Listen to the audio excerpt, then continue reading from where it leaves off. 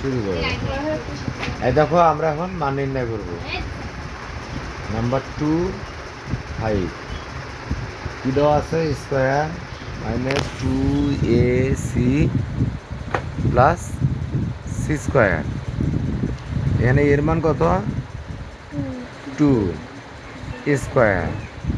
বির মান 3,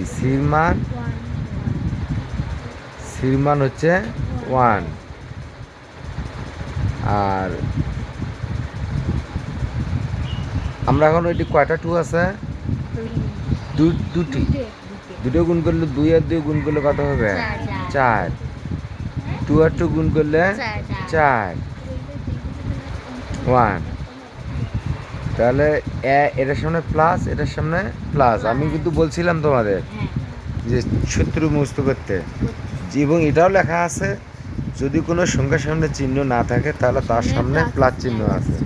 এই প্লাস চিহ্ন, তাহলে এই প্লাস এবং এটাও লেখা আছে একই চিহ্ন থাকলে যোগ হবে।